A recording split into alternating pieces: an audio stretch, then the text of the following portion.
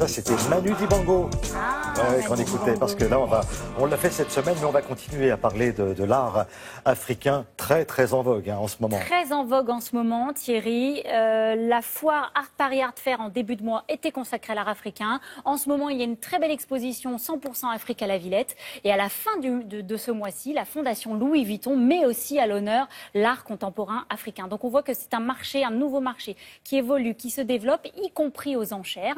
Et la maison de vente Piazza, qui a du nez en général pour les scènes artistiques internationales, organise très régulièrement maintenant des ventes entièrement consacrées à l'art contemporain africain. La prochaine a lieu ce jeudi.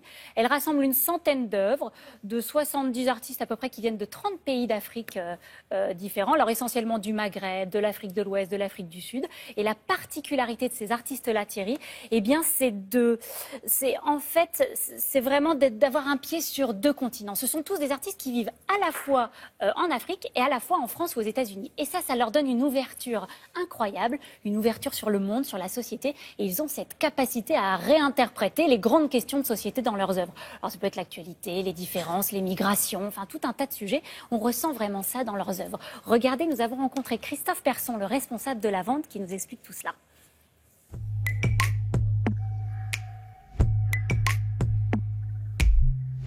Ce que l'on trouve intéressant avec ces artistes africains et de la diaspora, c'est que pour la plupart, ils vivent entre l'Afrique et le continent, et je pense que ça leur donne une certaine vision du monde qui leur permet de produire un art qui est singulier et quelque peu différent de ce qu'on peut trouver habituellement.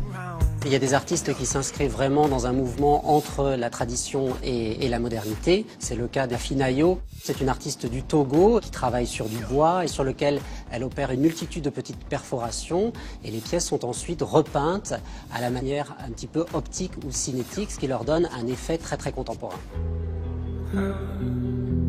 On a des artistes aussi comme Gonzalo Mabunda qui essaye de réinterpréter l'art traditionnel en fabriquant par exemple des trônes qu'il réalise en récupérant des armes de la guerre civile du Mozambique, qui laissent aussi à penser des conditions de vie que peuvent avoir les gens sur place.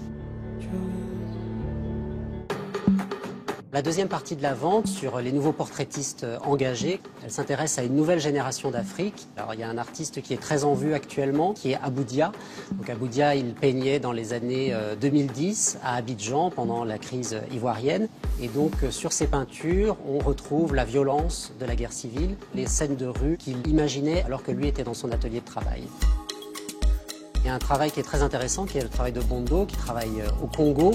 C'est une réflexion sur la société de consommation. Il utilise des coupures de journaux et de magazines. Ce qu'il cherche à montrer au travers de ce triptyque, c'est ce jeune homme qui essaye de construire son identité sur la base d'images qui nous sont bombardées. Et donc quand on y regarde de plus près, le corps de ce personnage et le bâillonnage de ce personnage sont réalisés par des découpages d'objets de désir que l'on peut trouver dans les magazines.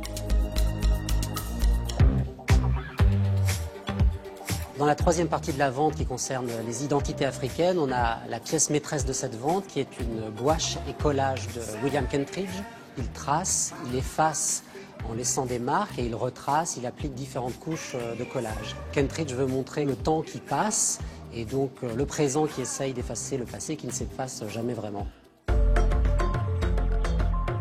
Le dénominateur commun de ces artistes, c'est réellement leur ouverture sur le monde et leur capacité à interroger et à interpréter les grandes questions de société. Après, il faut aller chez des gens qui... On est en pleine conversation avec Mélanie Griffon parce que c'est une vente aux enchères qui nous intéresse. Et on se posait la question de savoir qui sont les spécialistes aujourd'hui, puisque c'est tout nouveau. Mais oui, c'est un nouveau marché. Ce sont des spécialistes du marché de l'art, en fait. Alors, il y a quelques marchands.